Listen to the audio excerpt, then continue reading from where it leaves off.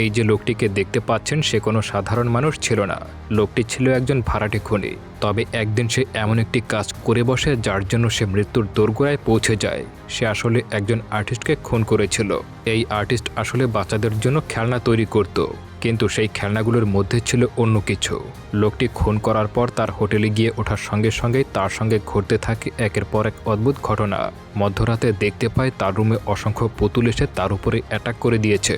প্রথমে এটাকে স্বপ্ন ভাবলেও পরবর্তীতে দেখতে পাই এটা আসলে বাস্তব।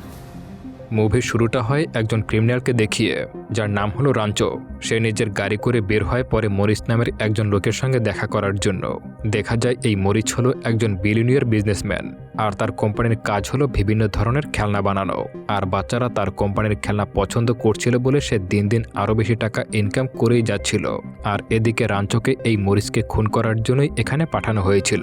সেজন্য রাঞ্চো মরিসকে মারার জন্য তার কোম্পানির বিল্ডিংয়ের নিচে ওয়েট করতে শুরু করে। এরপর সে দূরবীন দিয়ে মরিচের উপর নজরদারি করতে শুরু করে। তখন সে লক্ষ্য করে মরিস নিজের বানানো পুতুলগুলোর দিকে অদ্ভুতভাবে তাকিয়ে আছে। এরপর সে একটা বক্স খুলে একটা পুতুল বের করে। অন্যদিকে রাঞ্চোকে দেখা যায় সে বেশ কিছুক্ষণ ওয়েট করার পর আবার প্ল্যান করে যে সে এখনই মরিসকে মেরে ফেলবে। আর সেই মতো রেডিও হয়ে যায় আর নিজের গানে সাইলেন্সার সেট করে বেরিয়ে পড়ে। তবে তাকে মারার আগে সে সিকিউরিটিকে বোকা বানানোর জন্য সিসিটিভির সামনে একটা ফোন সেট করে দেয়। আর সেটাতে দেখা যায় উল্টো কাউন্টডাউন শুরু হয়ে গেছে। এটা দেখে সেই সিকিউরিটি গার্ড দ্রুত বাইরে বের হয়ে ফোনটাকে সরানোর জন্য। তবে তখনই সেখানে রাঞ্চো চলে আসে আর গার্ডটাকে শুট করে মেরে ফেলে। রাঞ্চোর বন্দুকে সাইলেন্সার থাকার কারণে গার্ডের গায়ে লাগা গুলির আওয়াজ মরিচের ঘর পর্যন্ত আর পৌঁছায় না, তাই সে কিছুতেই জানতে পারে না। আর এরপর রাঞ্চো খুব সহজেই ভেতরে ঢুকে পড়ে। এরপর সে প্রথমে সিকিউরিটি রুমে যায়। এখানে রাঞ্চোকে একটা মাস্ক পরে থাকতে দেখতে পায়। এরপর সে সেখান থেকে পুরো বিল্ডিংয়ে লাগানো সব সিসিটিভি ক্যামেরাগুলো করে দেয়। এখানে দেখা যায় রাঞ্চো নিজের মুখের মাস্ক খুলে মরিসকে মারার জন্য উপরে উঠতে শুরু করে। সামনে সে আরও একজন সিকিউরিটি গার্ডকে দেখতে পায়, তবে সে তাকে পেছন থেকে শুট করে মেরে ফেলে। এরপর সে সোজা মরিচের রুমে ঢুকে পড়ে। আর ভেতরে ঢুকে সে মরিসকে পরপর 3বার শুট করে, 2টা বুকে আর একটা মাথায় লাগে। এতে করে মরিস সেখানেই মারা যায়। তবে দেখা যায় রাঞ্চো মরিসকে মেরে তার সেই বক্সে রাখা পুতুলটাও তার নিজের সঙ্গে নিয়ে নেয়। আসলে রাঞ্চোর এই পুতুলটা বেশ পছন্দ হয়ে গিয়েছিল, তাই সে পুতুলটাকে নিজের পকেটে করে নিয়ে আসে। তবে রাঞ্চো যাওয়ার পরে সেখানে থাকা দেয়ালে মরিচের মায়ের একটা ছবি দেখতে পায়, আর সেই ছবির নিচে অদ্ভুত কিছু লেখা ছিল। তবে রাঞ্চো সেসবের তেমন কোনো গুরুত্ব না দিয়ে সেখান থেকে বেরিয়ে যায়। এরপর সে সোজা চলে আসে এয়ারপোর্টে আর একটা প্লেনে উঠে নিশ্চিত হয়ে বসে পড়ে। এরপর সে নিজের ক্লায়েন্টকে মেসেজ করে জানিয়ে দেয় যে সে মিশনটা সাকসেসফুলভাবে করতে পেরেছে। তবে হঠাৎ করেই তার পাশে থাকা মেয়েটা তার কাছে একটা চুইংগাম চেয়ে বসে। অদ্ভুত ব্যাপার হলো, যখনই রাঞ্চো তার ব্যাগটা খুলে চুইংগাম দেওয়ার জন্য, তখন সে নিজের ব্যাগের মধ্যে একটা পুতুল পরে থাকতে দেখতে পায়। এটা দেখে তো সেই মেয়েটা ও রাঞ্চো দুজনেই বেশ অবাক হয়ে যায়। মেয়েটা তো এটাই ভেবে পাচ্ছিল না যে এত বয়স্ক একজন মানুষ এইভাবে পুতুল নিয়ে কেন ঘুরছে। তবে মেয়েটা এই নিয়ে তেমন কোনো মাথা ঘামায় না। পরদিন সকাল হলে যখন সে এয়ারপোর্ট থেকে বেরোতে চায়, তখন সে দেখতে পায় প্রতিটা নিউজ চ্যানেলেই এখন মরিচের মৃত্যুর খবর প্রকাশ করা হচ্ছে। এরই মধ্যে হঠাৎ করে তার চোখ পড়ে সেখান দিয়ে যাওয়া একটা পুতুলের উপর। তবে অদ্ভুত ব্যাপার হলো, এই রকমের পুতুল সে মরিচের রুমে দেখতে পেয়েছিল। আর ঠিক এখান থেকেই তার সঙ্গে অদ্ভুত অদ্ভুত ঘটনা ঘটতে শুরু করে। এরপর যখন সে হোটেলের রিসেপশনিস্টের কাছে আসে রুম বুক করতে, সেখানেও সে ঠিক একই রকমের পুতুল দেখতে পায়, যেমনটা সে মরিচকে মারার সময় তার ঘরে দেখতে পেয়েছিল। এসব দেখে এবার সে বেশ ঘাবড়ে যায় আর দ্রুত নিজের রুমে চলে আসে। এরপর সে নিজের সাথে করে আনা সেই পুতুলটা বের করে একটা গ্লাসের মধ্যে সাজিয়ে রাখে। সেখানে আরও কিছু জিনিস রেখে দেয়। আসলে এই জিনিসগুলো সেই সব লোকেদের যাদেরকে সে আগে মেরেছিল।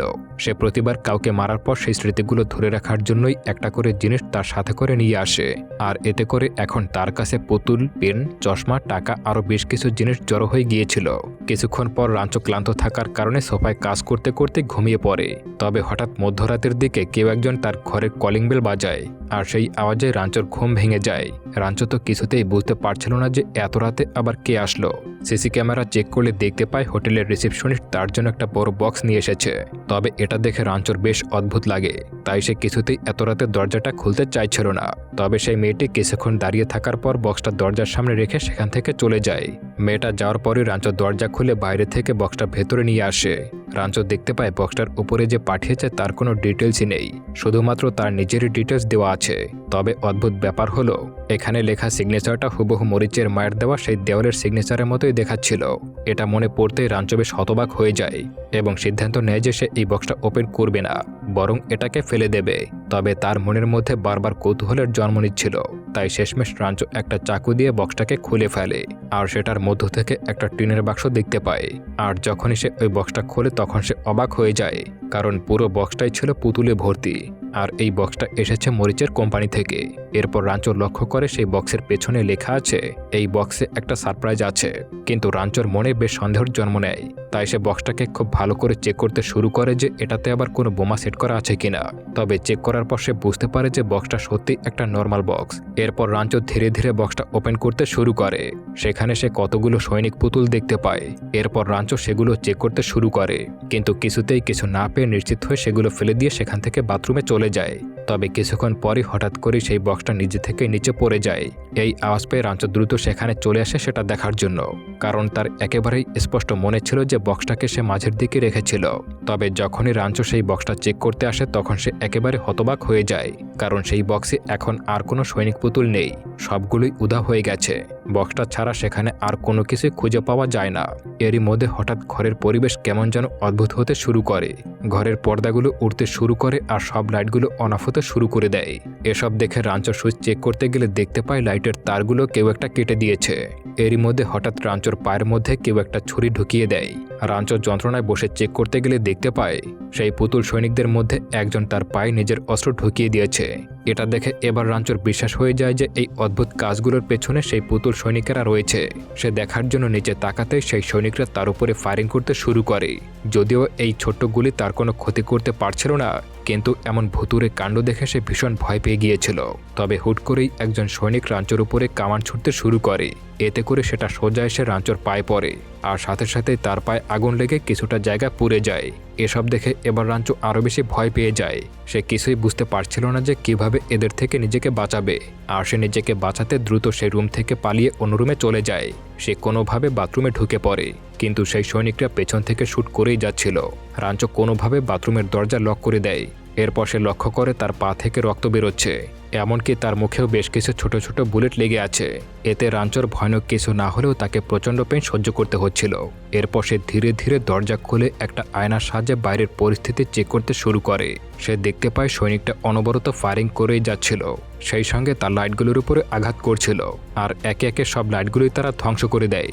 লাইটগুলো ধ্বংস করার পরই একজন সৈনিক আবারও একটা কামান মারে তার দিকে, আর সেটা এসে সোজা সেই আয়নাতে আঘাত লেগে ওখানেই ভেঙে দেয়।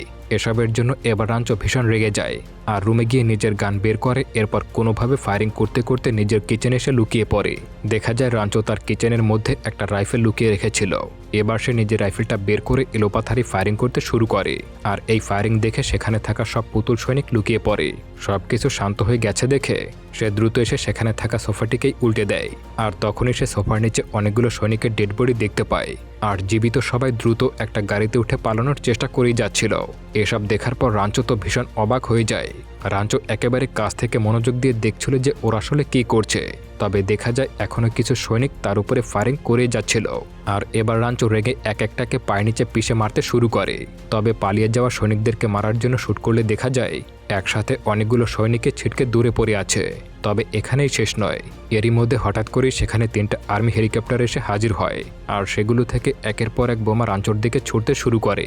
এবার রাঞ্চো সেই মিসাইল থেকে বাঁচার জন্য সেখান থেকে পালানোর চেষ্টা চালিয়ে যায়, কিন্তু কোনোভাবেই সে ওই সৈনিকদের চোখ ফাঁকি দিয়ে পালাতে পারছিল না।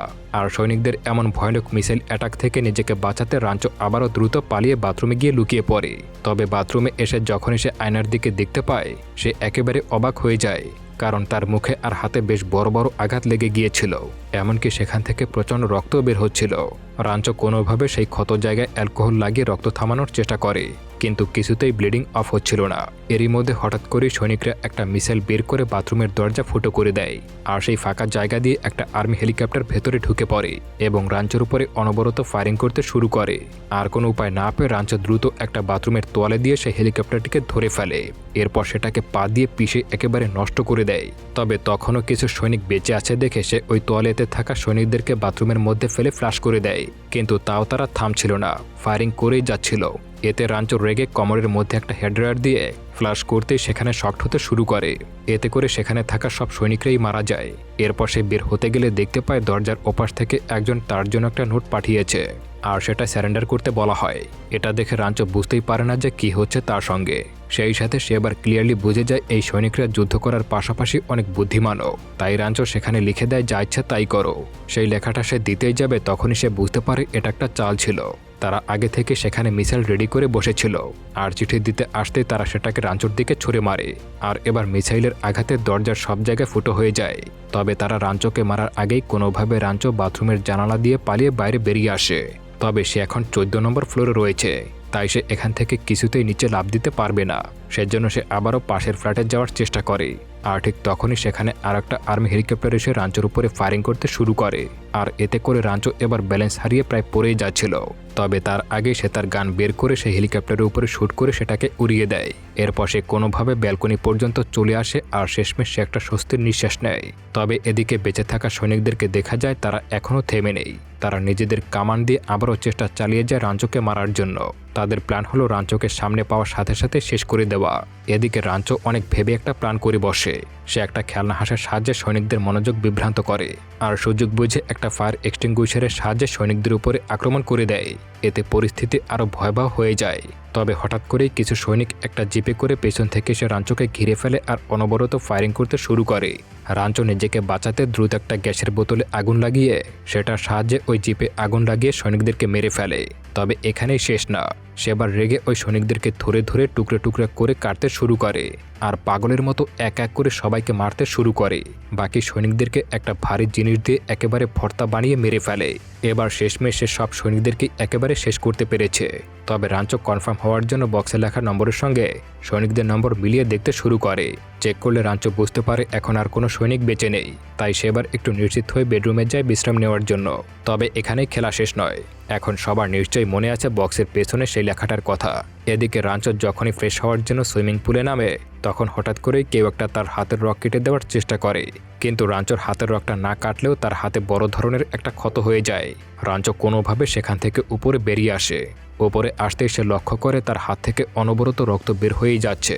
এরপর সে সেই কাটা জায়গাটা ড্রেসিং করে নিজে সেলাই করতে শুরু করে।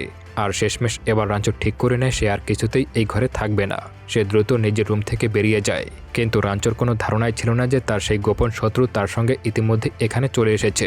লিফটে উঠতে সে রাঞ্চোর উপরে আক্রমণ করে দেয় আর সাথে সাথে লিফট থেমে যায়। এতে করে লিফট অপারেট করা সুইচগুলো আর কাজ করা বন্ধ করে দেয়। হঠাৎ করে রাঞ্চোর চোখ পড়ে উপরে থাকা একজন আর্মি কমান্ডো পুতুলের উপর। সে ফাঁকা জায়গা দিয়ে সেখান থেকে পালিয়ে যায়। এরপর রাঞ্চো সেই কমান্ডোকে ফলো করে উপরে উঠে পড়ে। তবে সে লক্ষ্য করে লিফটটা এখনও সেখানেই থেমে আছে, একটুও নড়ছে না। এসব দেখে সে বুঝতে পারছিল না যে কিভাবে এখান থেকে বাঁচবে। এরই মধ্যে হঠাৎ তার চোখ পড়ে পাশ দিয়ে নিচের দিকে নামতে থাকা একটা লিফটের উপর। সে এবার সেই লিফটের উপরে ঝাঁপ দেয় আর কোনোভাবে সিলিংটা খুলে লিফটের ভেতরে ঢুকে পড়ে। আর এত কষ্টের পর রাঞ্চো সেখানে শুয়ে একটু বিশ্রাম নিতে শুরু করে। তবে ঠিক তখনই সেই মুহূর্তে আর্মি কমান্ডো তার সামনে এসে উপস্থিত হয়। এখানে জানা যায় কমান্ডো আসলে রাঞ্চোর জুতার সাথে ঝুলে এই লিফটে চলে এসেছে। আর এবার সে এসেই একটা চাকু দিয়ে একের পর এক রাঞ্চোর বুকে আঘাত করতে শুরু করে। তবে রাঞ্চোর এতে তেমন কোনো ক্ষতি হচ্ছিল না। সে দ্রুত সেই কমান্ডোকে ধরে লিফটের দরজার মধ্যে আটকে দেয়। এই দরজার মধ্যে চাপা দিয়ে তার মাথা একেবারে ছিন্নভিন্ন করে ফেলে। এরপর রাঞ্চো একটু শান্তিতে সেখানে শুয়ে পড়ে আর ভাবতে থাকে এইবার হয়তো বেঁচে গেছে। কিন্তু যখনই সে ওই কমান্ডো পুতুলটার বাকি শরীর খুঁটিয়ে খুঁটিয়ে দেখতে থাকে তখন সে পুরোপুরি হতাশ হয়ে যায়। কারণ সেই পুতুলের মধ্যে একটা বোমা ফিট করা আছে আর সেটা মুহূর্তের মধ্যেই ব্লাস্ট করে ফেলে। আর সেখানে থাকা সব কিছুর সাথে সাথে রাঞ্চোর পুরো শরীরটাও আগুনে পুড়ে ছাই হয়ে যায়। এরপর সেই বক্সটাকে দেখানো হয় যেটার পেছনে লেখা ছিল বোনাস হিসেবে সেখানে একজন কমান্ডো আর একটা নিউক্লিয়ার বোমা থাকবে। আর এরই সাথে মুভিটা এখানেই শেষ হয়ে যায়। তো বন্ধুরা, কেমন লাগলো এই অদ্ভুত গল্পটা অবশ্যই কমেন্ট করে জানাবেন। আসলে একটা কথা আছে না, পাপ কখনো বাপকেও ছাড়ে না। আমার মনে হয় এই গল্পটা এই প্রবাদকে রিপ্রেজেন্ট করে। তো আপনাদের কি মনে হয় কমেন্ট করে জানিয়ে দিতে পারেন। পরিশেষে পরবর্তী ভিডিও দেখার আমন্ত্রণ জানিয়ে আজকের মতো এখানেই বিদায় নিচ্ছি। খোদা হাফেজ।